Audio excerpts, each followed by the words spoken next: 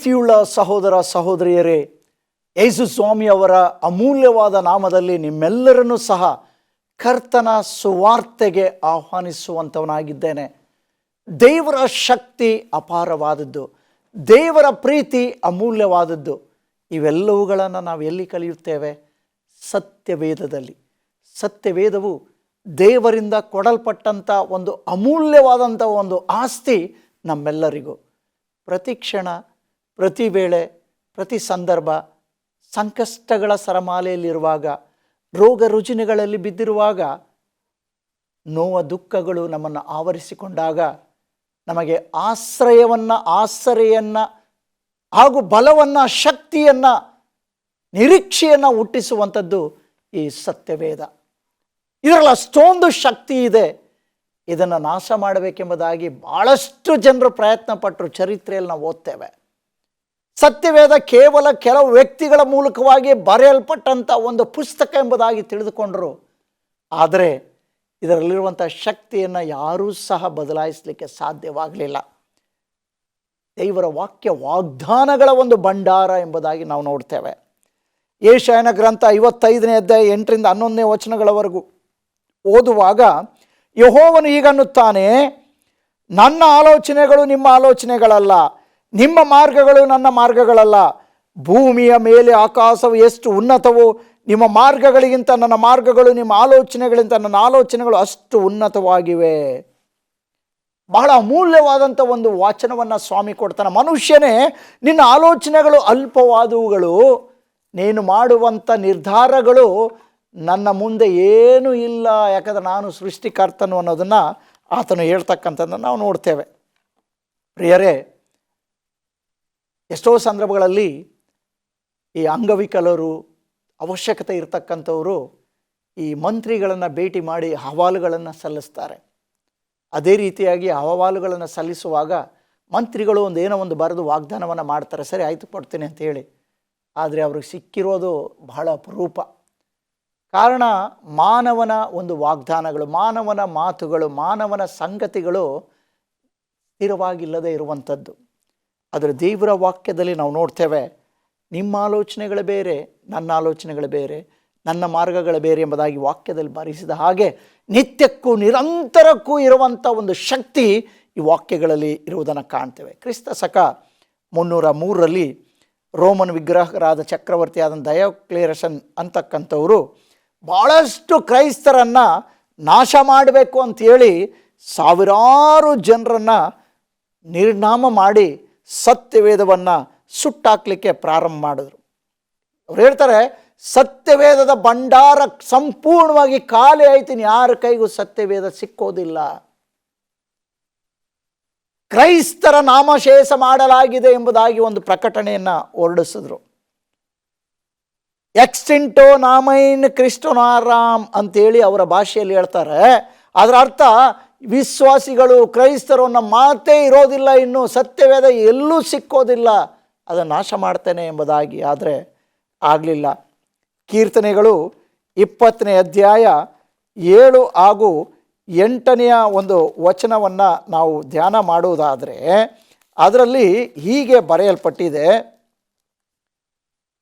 ಕೆಲವರು ರಥಬಲದಲ್ಲಿ, ಕೆಲವರು ಅಶ್ವಬಲದಲ್ಲಿ ಹೆಚ್ಚಳ ಪಡುತ್ತಾರೆ, ನಾವಾದರೂ ನಮ್ಮ ದೇವರಾದ ಯೆಹೋವನಲ್ಲಿ ಅವರು ಬಿದ್ದು ಹೋಗಿದ್ದಾರೆ, ನಾವು ಎದ್ದು ನಿಂತಿದ್ದೇವೆ. ದೇವರ ವಾಕ್ಯವನ್ನು ಸಂಹಾರ ಮಾಡಬೇಕು, ದೇವರ ವಾಕ್ಯವನ್ನು ನಾಶ ಮಾಡಬೇಕೆಂಬುದಾಗಿ ಸೈತಾನನು ಆದಿಯಿಂದಲೂ ಭಾಳಷ್ಟು ಪ್ರಯತ್ನವನ್ನು ಮಾಡ್ತಾ ಬಂದಾಗ್ಯೂ ಸಹ ಈ ಸತ್ಯ ವಾಕ್ಯವನ್ನು ನಾಶ ಮಾಡಲಿಕ್ಕೆ ಯಾರಿಂದಲೂ ಸಾಧ್ಯವೂ ಆಗಲಿಲ್ಲ ಎಂಬುದಾಗಿ ನೋಡ್ತೇವೆ. ಇದೆಷ್ಟು ಪವಿತ್ರವಾದದ್ದು.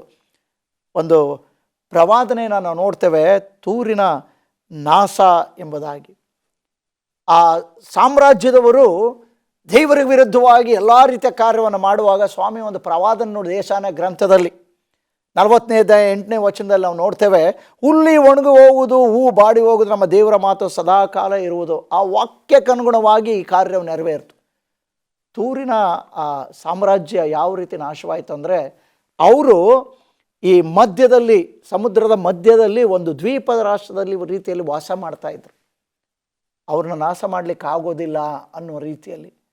ಪ್ರಿಯರೇ, ಆದರೆ ವೈರಿಗಳು ಬಂದು ಆ ಸಮುದ್ರಕ್ಕೆ ಮಣ್ಣನ್ನು ತುಂಬಿ ಅದನ್ನು ರಸ್ತೆ ರೀತಿಯಲ್ಲಿ ಮಾಡಿ ಅವ್ರನ್ನ ಸಂಪೂರ್ಣವಾಗಿ ನಾಶ ಮಾಡಿದ್ರು. ಆ ಊರಿನವರು ತಮ್ಮ ಬಲೆಗಳನ್ನು ಒಂದು ಕಲ್ಲಿನ ಮೇಲೆ ಹಾರಾಕ್ತಾರೆ ಅನ್ನೋ ಒಂದು ಪ್ರವಾದನೆಗೆ ತಕ್ಕ ಹಾಗೆ ಇವತ್ತಲ್ಲಿ ನೋಡಿದ್ರೆ ಅಲ್ಲಿ ಯಾರೂ ಸಹ ಇಲ್ಲ, ಅವರ ಬಲೆಗಳನ್ನ ಕಲ್ಲಿನ ಮೇಲೆ ಹಾರಾಕ್ತಾರೆ. ಆ ರೀತಿ ಬಂಡೆಗಳನ್ನು ತುಂಬಿದ ರೀತಿಯಲ್ಲಿ ಆಗಿಬಿಡ್ತು. ಯಾಕಂದರೆ ದೇವರು ಹೇಳಿದಂಥ ಪ್ರವಾದನೆಗಳು ಒಂದೂ ಸಹ ನೆರವೇರದೆ ಹಿಂದಿರಗಲಿಲ್ಲ. ಅಷ್ಟು ಸತ್ಯವಾದಂಥದ್ದು ಈ ವಾಕ್ಯ. ಇಲ್ಲಿ ನಾವು ನೋಡ್ತೇವೆ, ಹುಲ್ಲು ಒಣಗಿ ಹೋಗುವುದು, ಹೂ ಬಾಡಿ ಹೋಗುವುದು, ನಮ್ಮ ದೇವರಾದ ಮಾತು ಸದಾಕಾಲ ಇರುವುದು ಎಂಬುದಾಗಿ. ಥಾಮಸ್ ಆಲ್ವಾ ಎಡಿಸನ್ರವರು ಆವಿಷ್ಕಾರವನ್ನು ಮಾಡಿದ್ರು. ಆವಿಷ್ಕಾರವನ್ನು ಮಾಡಿ ಅವ್ರೇನು ಮಾಡಿದ್ರು ಅಂತಂದರೆ, ತಮ್ಮ ಆವಿಷ್ಕಾರ ಮಾಡಿದಂಥ ವಸ್ತುವನ್ನು ಬೆಲೆಯನ್ನು ಕೊಟ್ಟು ಕೊಂಡ್ಕೊಳ್ಳಿಕ್ಕೆ ಬಂದರು. ಅವ್ರು ಹೇಳಿದ್ರು, ನಾನು ಕೊಡೋದಿಲ್ಲ, ಇಷ್ಟ ಹಣಕ್ಕೆ ನಾನು ಕೊಡೋದಿಲ್ಲ, ಸರಿ ಇದಕ್ಕಿಂತ ಹೆಚ್ಚಾಗಿ ನಾವು ಕೊಡಲಿಕ್ಕೆ ಆಗೋದಿಲ್ಲ ಅಂತೇಳಿ ಹೋದರು. ಪ್ರಿಯರೇ, ಆ ದೈವ ಭಕ್ತರು ಅವರು ದೇವ್ರ ಮೇಲೆ ಭರವಸೆ ಇಟ್ಟದ್ರಿಂದ ಅದು ಭಾಳಷ್ಟು ಹೆಚ್ಚಿನ ರೀತಿಯಲ್ಲಿ 10ರಷ್ಟು ಹೆಚ್ಚಾಗಿ ಹಣವನ್ನು ಕೊಟ್ಟು ಅವರ ಆವಿಷ್ಕಾರವನ್ನು ಅವರು ತೆಗೆದುಕೊಂಡ್ರು. ಅಂದರೆ $20,000 ಕೇಳಲು ನಿರ್ಧಾರ ಮಾಡಿದ್ದ ವ್ಯಕ್ತಿಗೆ $40,000 ಕೊಟ್ಟರು ಅಂಥೇಳಿ ಅವರ ಒಂದು ಇದರಲ್ಲಿ ನಾವು ನೋಡ್ತೇವೆ. ಇಲ್ಲಿ ಒಂದು ವಿಶೇಷವಾದಂಥ ಒಂದು ಆಶೀರ್ವಾದ ಏನಂತಂದರೆ, ದೇವರ ವಾಗ್ದಾನಗಳು ಆ ರೀತಿ ಭಂಡಾರದ ರೀತಿಯಲ್ಲಿದೆ. ಏನು ಬೇಕಾದರೂ ಕೊಡ್ತವೆ, ಅದು ಎಂದಿಗೂ ಸಹ ಮರೆಯಾಗಲಿಕ್ಕೆ ಸಾಧ್ಯ ಇಲ್ಲ. ಒಂದೊಂದು ವಾಕ್ಯಗಳು ಅದ್ಭುತವಾದ ರೀತಿಯಲ್ಲಿ ಆಶೀರ್ವಾದಕ್ಕೆ ಪಾತ್ರರಾಗಿವೆ. ಕ್ರಿಸ್ತ ಶಕ 1750ರಲ್ಲಿ ವಾಲ್ಟೈರ್ ಅಂತಕ್ಕಂಥ ಫ್ರೆಂಚ್ ಸಾಹಿತ್ಯದಲ್ಲಿ ಮಹಾಪಾಂಡಿತ್ಯವನ್ನು ಪಡೆದಂಥ ಫ್ರೆಂಚ್ ಕ್ರಾಂತಿಗೆ ಕಾರಣದಂಥ ಬರಹಗಾರ ಏನಂತ ಬರೀತಾರೆ ಅಂದರೆ, 12 ಮಂದಿ ಬೆಸ್ತರು ಕ್ರೈಸ್ತ ಧರ್ಮ ಸ್ಥಾಪನೆ ಮಾಡಿದರು. ಅದನ್ನು ಕೇಳಿ ನಾನು ಬೇಸತ್ತಿ ಹೋಗಿದ್ದಾನೆ.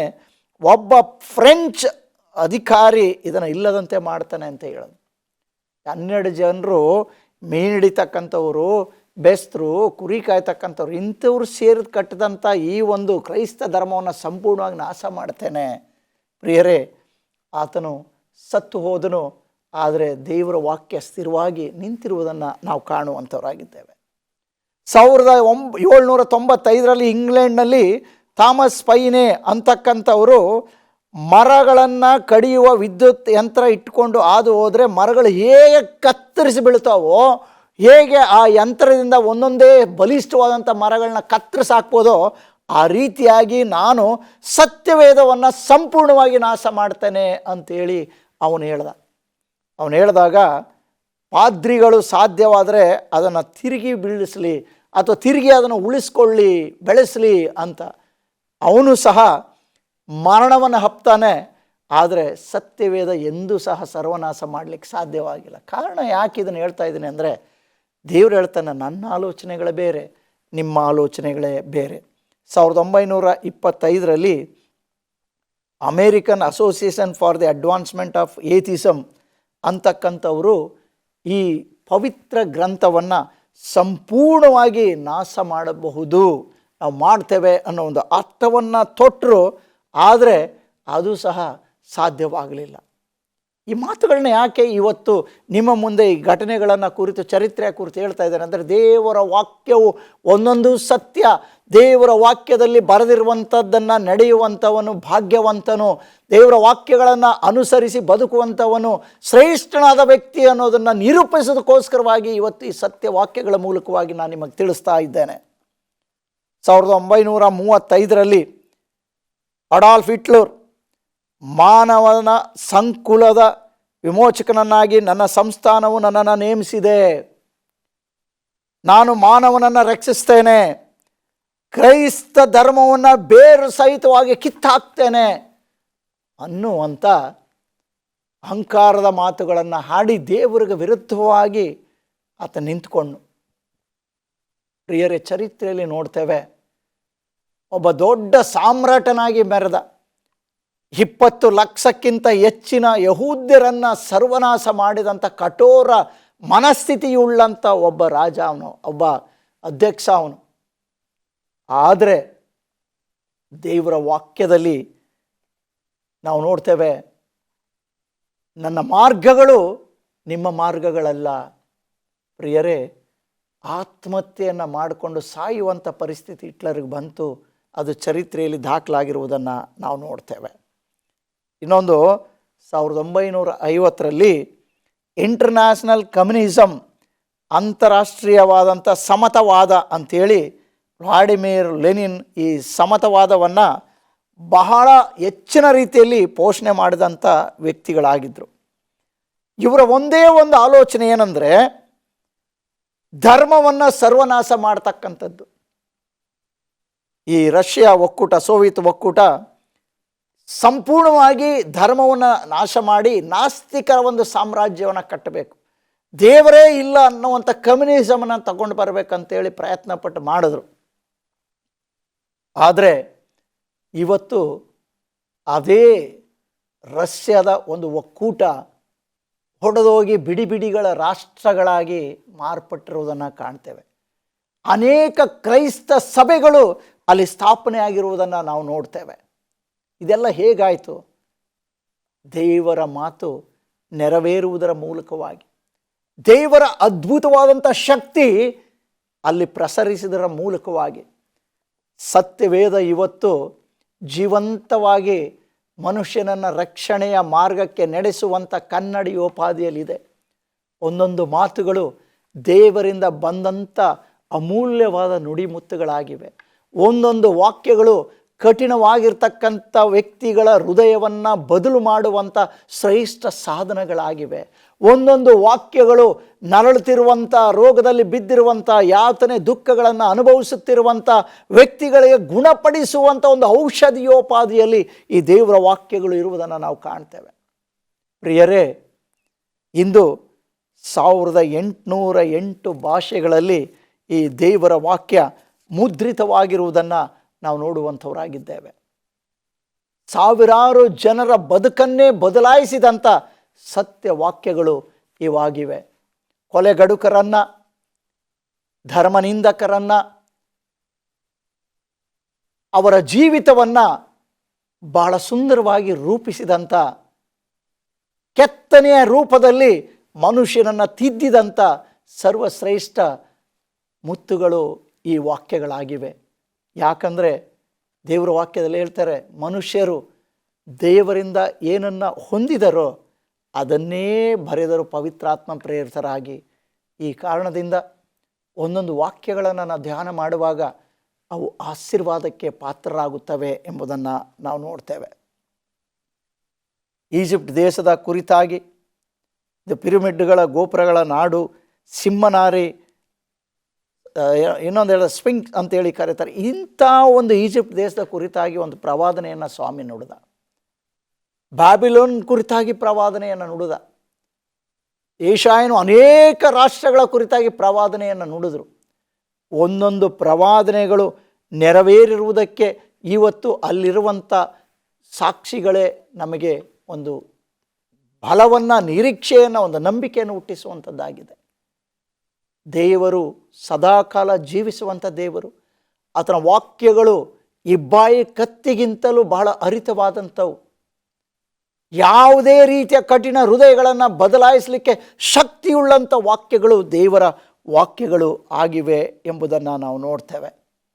ಪ್ರಿಯರೇ, ಇವತ್ತು ಯೆಶಾಯನ ಗ್ರಂಥ 19ನೇ ಅಧ್ಯಾಯದಲ್ಲಿ ನಾವು ಧ್ಯಾನ ಮಾಡುವಾಗ 5ರಿಂದ 9ನೇ ವಚನದಲ್ಲಿ ಹೀಗೆ ಓದ್ತೇವೆ. ಮಹಾನದಿಯ ನೀರು ಬತ್ತಿ ಹೋಗುವುದು, ಪ್ರವಾಹವು ಇಂಗಿ ಒಣಗುವುದು, ಕಾಲುವೆಗಳು ನಾರುವು, ಐಗುಪ್ತದ ಹೊಳೆಗಳು ಇಳಿದು ನೀರಿಲ್ಲದೆ ಹೋಗುವು, ಆಪು ಜಂಬು ಹುಲ್ಲು ಬಾಡುವು ಎಂಬುದಾಗಿ ಆಗಿನ ಕಾಲದಲ್ಲಿ ದೇವ್ರ ವಾಕ್ಯದಲ್ಲಿ ಪ್ರವಾದನೆಯನ್ನು ನೋಡಿದ್ರು. ಇವತ್ತು ಇದೇ ಪರಿಸ್ಥಿತಿಯನ್ನು ನಾವು ಇಲ್ಲಿ ಕಾಣುವಂಥವರು ಆಗಿದ್ದೇವೆ. ದೇವರ ವಾಕ್ಯ ಬಹಳ ಅಮೂಲ್ಯವಾದದ್ದು. ಸ್ವಾಮಿ ಹೇಳ್ತಾನೆ, ಭೂಮಿ ಆಕಾಶಗಳು ಅಳಿದು ಹೋಗುವು, ಆದರೆ ನನ್ನ ಮಾತುಗಳು ಅಳಿದು ಹೋಗುವುದೇ ಇಲ್ಲ. ಪ್ರವಾದನೆಗಳು, 2ನೇ ಸಾರಿ ಬರೋಣದ ಕುರಿತಾದಂಥ ಸಂಗತಿಗಳು, ಇವುಗಳನ್ನ ನಾವು ಓದುವಾಗ 1260 ದಿನದ ಪ್ರವಾದನೆ ಆಗಿರ್ಬೋದು, 2300 ದಿವಸಗಳ ಪ್ರವಾದನೆ ಆಗಿರಬಹುದು. ಯಥಾವತ್ತಾಗಿ ಒಂದೊಂದು ಸಹ ನೆರವೇರಿರುವುದನ್ನು, ನೆರವೇರಲಿಕ್ಕೆ ಹೋಗುವುದನ್ನು ನಾವು ಕಾಣುವಂಥವರಾಗಿದ್ದೇವೆ. ಪ್ರಿಯರೇ, ಸ್ವಾಮಿ ತನ್ನ ವಾಕ್ಯದಲ್ಲಿ ಹೇಳುವಾಗ ಇಡೀ ಜಗತ್ತಿನ ಧರ್ಮಗಳು ಒಂದಾಗುವಂಥದ್ದಾಗಿದೆ. ದೇವರ ಮಕ್ಕಳು ಮಹಾ ಹೋರಾಟದಲ್ಲಿ ಭಾಗವಹಿಸುವಂಥ ಸನ್ನಿವೇಶಗಳು ಬರುತ್ತಾ ಇವೆ ಎಂಬುದಾಗಿ, ಇದಕ್ಕನುಗುಣವಾಗಿ ಸೆಪ್ಟೆಂಬರ್ ತಿಂಗಳಿನಲ್ಲಿ ಎಲ್ಲ ಧರ್ಮಗಳು ಒಂದೇ ಅನ್ನುವಂಥ ರೀತಿಯಲ್ಲಿ ಜಗತ್ತಿನ ಧಾರ್ಮಿಕ ನಾಯಕರು ಒಟ್ಟಾಗಿ ಸೇರಿ ನಿರ್ಣಯಗಳನ್ನು ತೆಗೆದುಕೊಂಡರು ಎಂಬುದಾಗಿ ನಾವು ಪೇಪರ್ಗಳಲ್ಲಿ, ನ್ಯೂಸ್ಗಳಲ್ಲಿ ಓದಿರುವುದನ್ನು ನಾವು ಜ್ಞಾಪಕ ಮಾಡಿಕೊಳ್ಳುತ್ತೇವೆ. ಅಂಥ ಪರಿಸ್ಥಿತಿ ಬಂದಿದೆ. ದೇವರ ವಾಕ್ಯ, ಅಂತ್ಯಕಾಲದಲ್ಲಿ ಜೀವಿಸ್ತಾ ಇದ್ದೀರಾ, ಸಿದ್ಧರಾಗಿರ್ರಿ, ಸೈತಾನನು ಯಾರನ್ನು ನುಂಗಲಿ ಎಂಬುದಾಗಿ ತಿರುಗಾಡ್ತಾ ಇದ್ದಾನೆ ಎಂಬುದಾಗಿ ಎಚ್ಚರಿಕೆಯನ್ನು ಕೊಡುವಾಗ, ದೇವರ ವಾಕ್ಯದ ಮೇಲೆ ಭರವಸೆಯನ್ನಿಟ್ಟು ದೇವರನ್ನೇ ನಂಬಿ ಜೀವಿಸುವುದಾದರೆ ಕರ್ತನ್ ನಮಗೆ ಬಲಶಕ್ತಿಯನ್ನು ಕೊಡುವಂಥವನಾಗಿದ್ದಾನೆ. ಅದಕ್ಕೆ ದೇವರ ವಾಕ್ಯದಲ್ಲಿ ನಾವು ನೋಡ್ತೇವೆ, ಒಂದು ವೇಳೆ ನೀನು ನಂಬಿದರೆ ದೇವರ ಮಹಿಮೆಯನ್ನು ಕಾಣುವಿ. ಯೋಹಾನ್ ಸುವಾರ್ತೆಯಲ್ಲಿ 11:40 ದಾಖಲಾಗಿದೆ. ನಂಬಬೇಕು, ಒಂದೊಂದು ವಾಕ್ಯಗಳನ್ನು ನಂಬಬೇಕು. ಆಗಿನ ಕಾಲದಲ್ಲಿ ಕೆಲವರು ಬರೀತಾರೆ ಏನಂದರೆ, ದೇವರ ವಾಕ್ಯಗಳನ್ನು ಬರೆಯುವಾಗ ದೇವರು ಕೊಟ್ಟಂಥ ವಿವೇಕದಿಂದ, ಜ್ಞಾನದಿಂದ ಭವಿಷ್ಯತ್ತಿನ ನುಡಿಗಳನ್ನು ದಾಖಲು ಮಾಡುವಾಗ ಆಗಿದ್ದಂಥ ಪ್ರವಾದಿಗಳು, ದೇವರ ಸೇವಕರುಗಳು ಎಷ್ಟು ಪವಿತ್ರವಾಗಿ ಬರೀತಿದ್ರು ಅಂದರೆ, ಅವರು ದೇವರು ಅನ್ನುವಂಥ ಪದವನ್ನು ಸತ್ಯವೇದದಲ್ಲಿ ದಾಖಲು ಮಾಡುವಾಗ ಅಥವಾ ಹಾಳೆಗಳಲ್ಲಿ ಬರೆಯುವಾಗ ಸ್ನಾನ ಮಾಡಿಕೊಂಡು ಶುದ್ಧ ಮಾಡಿಕೊಂಡು ಬಂದು ದೇವರು ಅನ್ನುವಂಥ ಪದವನ್ನು ಬರೀತಾ ಇದ್ರು ಎಂಬುದಾಗಿ. ಪ್ರಿಯರೇ, ಅಂಥ ರೀತಿಯಲ್ಲಿ ಬರೆದಿರ್ತಕ್ಕಂಥ ಈ ವಾಕ್ಯಗಳು ಮನುಷ್ಯನಿಗೆ ಆಶೀರ್ವಾದದಾಯಕವಾಗಿ, ಮನುಷ್ಯನಿಗೆ ಜೀವ ಕೊಡುವಂಥ ಜೀವ ಬುಗ್ಗಿಯಾಗಿ ದಾಖಲಾಗಿವೆ ಅನ್ನೋದನ್ನು ನಾವು ನೋಡ್ತೇವೆ. ಅದಕ್ಕೆ ಪ್ರಕಟಣೆಯಲ್ಲಿ ಓದುವಾಗ ಈ ವಾಕ್ಯವನ್ನು ಓದುವಂಥವರು ಭಾಗ್ಯವಂತರು, ಅದನ್ನು ಕೈಕೊಂಡು ನಡೆಯುವಂಥರು ಧನ್ಯರು ಎಂಬುದಾಗಿ ಬರೆದಿರುವುದನ್ನು ನಾವು ಕಾಣ್ತೇವೆ. ಅದರಿಂದ ಈ ವಾಕ್ಯಗಳು ನಮ್ಮ ಕಾಲಿಗೆ ಬೆಳಕಿನೋಪಾದಿಯಲ್ಲಿ, ನಮ್ಮ ಮಾರ್ಗಕ್ಕೆ ಬೆಳಕಿನೋಪಾದಿಯಲ್ಲಿ ಇರುವುದನ್ನು ನಾವು ಕಾಣ್ತೇವೆ. ಒಂದು ಸಾರಿ ಒಬ್ಬ ದೈವ ಭಕ್ತ ದೇವರ ಮೇಲೆ ಭರವಸೆಯನ್ನು ಇಟ್ಟು ಆತನು ತನ್ನ ಪ್ರಯಾಣದಲ್ಲಿರುವಾಗ ಒಂದು ಬೆಟ್ಟವನ್ನು ಹತ್ತಿ ಅವನ ಹಳ್ಳಿಗೆ ಹೋಗಬೇಕಾಗಿರ್ತದೆ. ಹಳ್ಳಿ ಕಡೆ ಹೋಗ್ತಾ ಇರ್ತಾನೆ. ಹೋಗುವಾಗ ಸ್ವಲ್ಪ ಆದಿ ತಪ್ಪಿದ ಹಾಗಾಗ್ತದೆ. ಆದಿ ತಪ್ಪಿದಾಗೆ ಆದಂಥ ಸಂದರ್ಭದಲ್ಲಿ ಅವನು ಬೆಟ್ಟದ ಒಂದು ತುದಿಗೆ ಹೋಗುವಾಗ ಅವನಿಗೇನೋ ಒಂದು ಅನುಮಾನ ಬರ್ತದೆ, ಏನು ಹೊಸ ರೀತಿಯಾದಂಥ ಮಾರ್ಗದಲ್ಲಿ ನಾನು ಹೋಗ್ತಾ ಇದ್ದೀನಲ್ಲ ಅಂಥೇಳಿ ದೇವರಲ್ಲಿ ಪ್ರಾರ್ಥನೆ ಮಾಡ್ತಾನೆ. ಸ್ವಾಮಿ, ನಿನ್ನ ವಾಕ್ಯ ಹೇಳ್ತದೆ, ಕಷ್ಟ ಕಾಲದಲ್ಲಿ ನನಗೆ ಮೊರೆ ಇಡ್ರಿ, ನಾನು ಸದುತ್ತರವನ್ನು ಕೊಡ್ತೇನೆ, ಆಗ ನೀವು ನನ್ನನ್ನು ಕೊಂಡಾಡುವಿರಿ ಎಂಬುದಾಗಿ. ಕರ್ತನೇ, ಈಗ ದಾರಿ ತಪ್ಪಿದ್ದೇನೆ, ನಾನು ಇಡ್ತಕ್ಕಂಥ ಹೆಜ್ಜೆ ಭಯಂಕರವಾದಂಥ ಒಂದು ಬಂಡೆಯ ಮೇಲೆ ಜಾರುವ ಪರಿಸ್ಥಿತಿಯಲ್ಲಿ ಇದೆ, ನನಗೆ ಕಾಣಿಸ್ತಾ ಇಲ್ಲ, ಕತ್ತಲೆ ಆವರಿಸಿಕೊಂಡಿದೆ, ಸ್ವಾಮಿ ನೀನು ನನಗೆ ಮಾರ್ಗವನ್ನು ತೋರಿಸು ಎಂಬುದಾಗ ಅದು ಈ ಕಾಕತಾಳೀಯ ಅಂತೇಳಿ ಕರೀತಾರೆ. ಆ ರೀತಿಯಲ್ಲಿ ಒಂದು ಮಿಂಚು ಬರ್ತದೆ, ಬೆಳಕು ಬರ್ತದೆ. ಬೆಳಕು ಬಂದಾಗ ಬೆಳಕಿನಲ್ಲಿ ನೋಡ್ತಾನೆ, ಅದೊಂದು ಪ್ರಪಾತವಾಗಿರ್ತದೆ. ಹಿಂದಿರುಗಿ ಆತನು ಬಂದ ದಾರಿಯನ್ನು ಹಿಡಿದು ವಾಪಸ್ ಬರ್ತಾನೆ. ಪ್ರಿಯರೇ, ಇದನ್ನು ಯಾಕೆ ಈ ಮಾತನ್ನು, ಈ ಕಥೆಯನ್ನು ನಾನು ಹೇಳ್ತಿದ್ದೀನಿ ಅಂದರೆ, ದೇವರ ವಾಕ್ಯ ಒಂದೊಂದು ಮಾತುಗಳು ಅದು ನೆರವೇರುವಂಥ ವಾಕ್ಯಗಳಾಗಿವೆ. ಸಭೆ ಹಿರಿಯರನ್ನು ಕರೆ ಕಳುಹಿಸಿರಿ, ಅವರು ನನ್ನ ಹೆಸರಿನಲ್ಲಿ ರೋಗಿಯ ಮೇಲಿಟ್ಟು ಪ್ರಾರ್ಥನೆ ಮಾಡುವುದಾದರೆ ಅವರನ್ನು ನಾನು ಎಬ್ಬಿಸ್ತೇನೆ ಎಂಬುದಾಗಿ ದೇವರ ವಾಕ್ಯ ಇದೆ. ಎಷ್ಟೋ ಸಂದರ್ಭಗಳಲ್ಲಿ ಅನಾರೋಗ್ಯದಲ್ಲಿ ಬಿದ್ದಿರುವವರ ಮನೆಗಳಿಗೆ ಹೋಗಿ ಕೈಯನ್ನಿಟ್ಟು ಪ್ರಾರ್ಥನೆ ಮಾಡುವಾಗ, ವಾಕ್ಯದ ಮೇಲೆ ಭರವಸೆ ಇಟ್ಟು ಪ್ರಾರ್ಥಿಸುವಾಗ ಅದ್ಭುತಗಳನ್ನು ನಾವು ಕಂಡಿದ್ದೇವೆ. ಹೌದು ಪ್ರಿಯರೇ, ದೇವರ ವಾಕ್ಯ ಎಂದಿಗೂ ಸಹ ಬದಲಾಗುವಂಥ ವಾಕ್ಯವಲ್ಲ. ಸ್ವಾಮಿ ಹೇಳ್ತಾನೆ, ಯೆಶಾಯನ ಗ್ರಂಥ 57:13 ಓದುವಾಗ, ನನ್ನನ್ನು ಆಶ್ರಯಿಸುವವನು ದೇಶವನ್ನು ಅನುಭವಿಸುವನು, ನನ್ನ ಪರಿಶುದ್ಧ ಪರ್ವತವನ್ನು ಬಾಧ್ಯವಾಗಿ ಹೊಂದುವನು. ನನ್ನನ್ನು ಆಶ್ರಯಿಸ್ತಕ್ಕಂಥವನು ದೇಶವನ್ನು ಅನುಭವಿಸ್ತಾನೆ ಅನ್ನೋದ್ರ ಅರ್ಥ, ನನ್ನ ಮೇಲೆ ಭರವಸೆ ಇಟ್ಟಂಥವನು ಎಲ್ಲ ಕಾಲದಲ್ಲಿಯೂ, ಎಲ್ಲ ವೇಳೆಯಲ್ಲಿಯೂ, ಎಲ್ಲ ಸಂದರ್ಭಗಳಲ್ಲಿಯೂ ನೀರಿನ ದಡದಲ್ಲಿ ಬೆಳೆದ ಮರದೋಪಾದಿಯಲ್ಲಿ ಸಮೃದ್ಧಿಯನ್ನು ಆತನು ಹೊಂದುವಂಥವನಾಗಿದ್ದಾನೆ.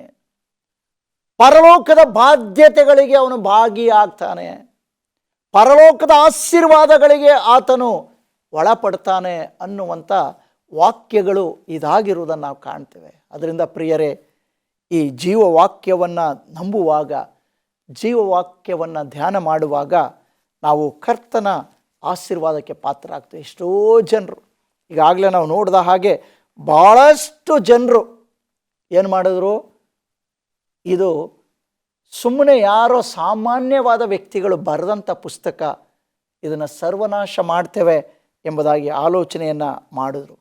ಆದರೆ ದೇವರ ವಾಕ್ಯಗಳಲ್ಲಿ ಹೇಳುವ ಹಾಗೆ, ನನ್ನ ಮಾರ್ಗಗಳು ನಿಮ್ಮ ಮಾರ್ಗಗಳಲ್ಲ, ಭೂಮಿಯ ಮೇಲೆ ಆಕಾಶವು ಎಷ್ಟು ಉನ್ನತವೋ ನಿಮ್ಮ ಮಾರ್ಗಗಳಿಗಿಂತ ನನ್ನ ಮಾರ್ಗಗಳು, ನನ್ನ ಆಲೋಚನೆಗಳು ಅಷ್ಟೇ ಉನ್ನತ.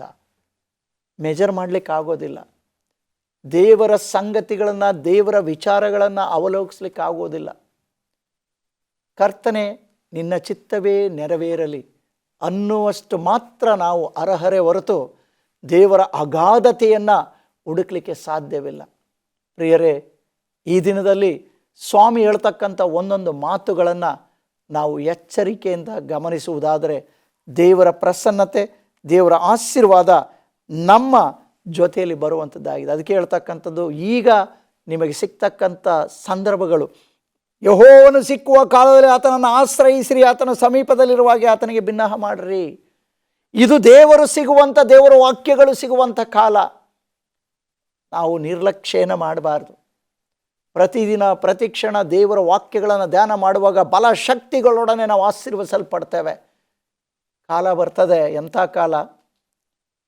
ನೀರಿನ ಬರಗಾಲವಲ್ಲ, ಆಹಾರದ ಬರಗಾಲವಲ್ಲ. ಯಾವ ಕ್ಷಾಮ ಬರ್ತದೆ? ದೇವರ ವಾಕ್ಯದ ಕ್ಷಾಮ ಬರಲಿಕ್ಕೆ ಹೋಗುವಂಥದ್ದಾಗಿದೆ. ಅದಕ್ಕೋಸ್ಕರವಾಗಿ ದೇವರ ವಾಕ್ಯವನ್ನು ಹಗಲಿರುಳು ನೀರನ್ನು ಕುಡಿತೀವಲ್ಲ, ಉಸಿರಾಡ್ತೀವಲ್ಲ, ಆ ರೀತಿಯಾಗಿ ದೇವರ ವಾಕ್ಯಗಳನ್ನು ಸೇವಿಸ್ತಾ ಹೋದರೆ ಅದರ ಬಲ ಶಕ್ತಿ ಭವಿಷ್ಯದಲ್ಲಿ ನಾವು ಅನುಭವಿಸ್ಲಿಕ್ಕೆ ಹೋಗ್ತೇವೆ. ಆದ್ದರಿಂದ ಪ್ರೀತಿಯುಳ್ಳ ಸಹೋದರ ಸಹೋದರಿಯರೇ, ಈ ದಿನ ದೇವರು ಮಾಡಿರುವಂಥ ಅದ್ಭುತಗಳನ್ನು ನೆನೆಸ್ಕೊಂಡವರಾಗಿ, ದೇವರ ವಾಗ್ದಾನಗಳನ್ನು ನೆನೆಸ್ಕೊಂಡವರಾಗಿ ಸದಾಕಾಲ ಕ್ರಿಸ್ತನ ವಾಕ್ಯದ ಮೇಲೆ ಭರವಸೆ ಇಡೋಣ. ಇದು ಕೇವಲ ಪುಸ್ತಕವಲ್ಲ, ಇದು ಕೇವಲ ಒಂದು ಗ್ರಂಥವಲ್ಲ, ಇದು ಜೀವವಾಕ್ಯ. ದೇವರು ಸ್ವತಃ ಬರೆದಿರುವಂಥ ವಾಗ್ದಾನಗಳು. ಅವುಗಳನ್ನು ನಂಬಿ ನಾವು ಅದರಂತೆ ನಡೆಯುವಾಗ ನಮ್ಮ ಜೀವಿತದಲ್ಲಿ ಅದ್ಭುತಗಳನ್ನು ನಾವು ಕಾಣುವಂಥವರಾಗಿದ್ದೇವೆ. ಅದಕ್ಕೋಸ್ಕರವಾಗಿ ಸ್ವಾಮಿ ಹೇಳುವಂತೆ, ನಿಮ್ಮ ಆಲೋಚನೆಗಳಿಗಿಂತ ನನ್ನ ಆಲೋಚನೆಗಳು ಅಷ್ಟು ಉನ್ನತವಾಗಿವೆ, ಅಮೂಲ್ಯವಾಗಿವೆ, ಅದನ್ನು ಅಳತೆ ಮಾಡಲಿಕ್ಕೆ ಸಾಧ್ಯವಿಲ್ಲ. ಈ ವಾಕ್ಯಗಳ ಭರವಸೆಯೊಡನೆ ನಾವು ಜೀವಿಸೋಣ. ಮುಂದೆ ಬರಲಿಕ್ಕೆ ಹೋಗುವಂಥ ಕಠಿಣ ಕಾಲಗಳಲ್ಲಿ ನಮಗೆ ಜ್ಞಾನ ವಿವೇಕವನ್ನು ಕೊಡ್ತಾನೆ ಸ್ವಾಮಿ. ಉಪದ್ರವಗಳ ಸಂದರ್ಭಗಳಲ್ಲಿ ನಾವು ಎಚ್ಚೆತ್ತುಕೊಳ್ಳುವಂತೆ ಮಾಡ್ತಾನೆ ಸ್ವಾಮಿ. ತನ್ನ ಭಕ್ತರ ಮೂಲಕವಾಗಿ ಸ್ವಾಮಿ ನಮಗೆ ಭಾಳಷ್ಟು ವಾಕ್ಯಗಳನ್ನು ಅನುಗ್ರಹಿಸಿಕೊಟ್ಟಿದ್ದಾನೆ. ನಿತ್ಯಕ್ಕೂ ನಿರಂತರಕ್ಕೂ ಅದನ್ನು ನಂಬೋಣ, ಅದರ ವಾಕ್ಯಗಳಲ್ಲಿ ಇರುವಂಥ ರೀತಿಯಲ್ಲಿ ಜೀವಿಸೋಣ. ದೇವರು ಸದಾಕಾಲ ನಿಮ್ಮನ್ನು ತನ್ನ ಕೃಪೆಯ ಹಸ್ತದ ಇದಾವರಲ್ಲಿಟ್ಟು ಕಾಪಾಡುತ್ತಾ ನಡೆಸುತ್ತಾನೆ. ದೇವರು ನಿಮ್ಮನ್ನು ಆಶೀರ್ವದಿಸಲಿ. ಆಮೇನ್.